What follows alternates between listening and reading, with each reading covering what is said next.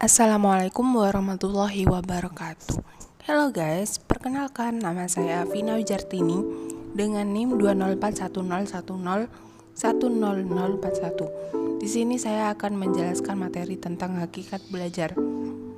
Di dalam hakikat belajar terdapat 4 poin. Yang pertama yaitu konsep belajar, yang kedua yaitu ciri-ciri belajar, yang ketiga yaitu tujuan belajar, dan yang keempat yaitu jenis-jenis belajar. Sebelum kita mengetahui tentang konsep belajar, alangkah baiknya kita mempelajari tentang pengertian dari belajar.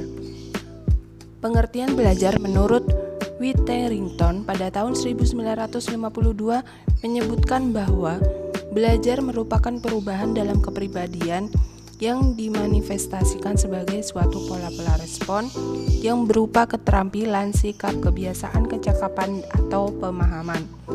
Menurut Gengs dan Brings pada tahun 1979 mengartikan instruction atau pembelajaran ini adalah suatu sistem yang bertujuan untuk membantu proses belajar siswa yang berisi serangkaian peristiwa yang dirancang, disusun sedemikian rupa untuk mempengaruhi dan mendukung terjadinya proses belajar siswa yang bersifat internal.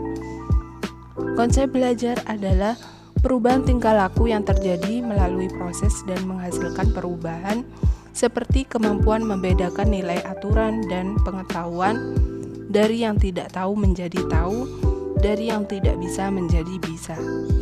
Kemudian poin selanjutnya tentang ciri-ciri belajar. Yang pertama yaitu memiliki tujuan, yaitu untuk membentuk peserta didik dalam suatu perkembangan tertentu. Yang kedua yaitu terdapat mekanisme, prosedur, langkah-langkah, metode, dan teknik yang direncanakan dan didesain untuk mencapai tujuan yang telah ditetapkan. Yang ketiga, fokus materi ajar terarah dan terencana dengan baik.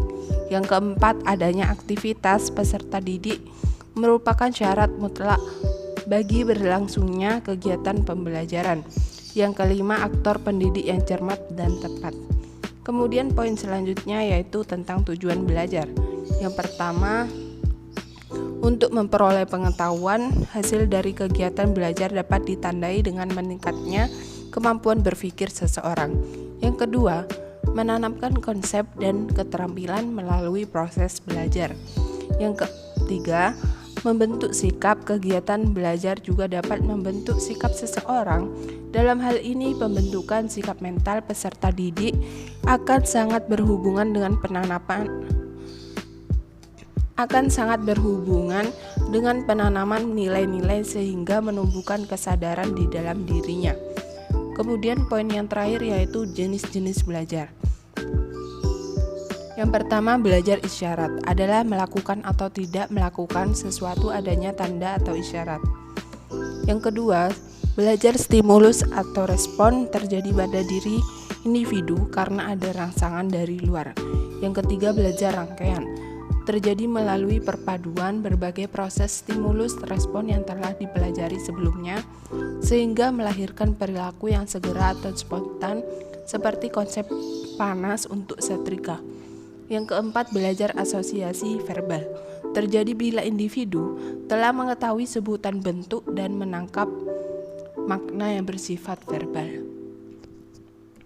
Yang kelima, belajar membedakan terjadi bila individu berhadapan dengan benda, suasana atau pengalaman yang luas dan mencoba membeda-bedakan hal-hal yang jumlahnya banyak itu. Kemudian yang keenam, belajar konsep terjadi bila individu menghadapi berbagai fakta atau data yang kemudian ditafsirkan ke dalam suatu pengertian atau makna yang abstrak. Yang ketujuh, belajar hukum atau aturan terjadi bila individu menggunakan beberapa rangkaian peristiwa atau perangkat data yang terdahulu atau yang diberikan sebelumnya dan menerapkannya atau menarik kesimpulan dari data tersebut menjadi suatu aturan. Kemudian yang terakhir yaitu belajar pemecahan masalah terjadi bila individu telah mengetahui sebutan bentuk dan dapat menangkap makna yang bersifat verbal. Mungkin cukup sekian yang dapat saya sampaikan. See you next video, semoga bermanfaat bagi kita semua. Assalamualaikum warahmatullahi wabarakatuh.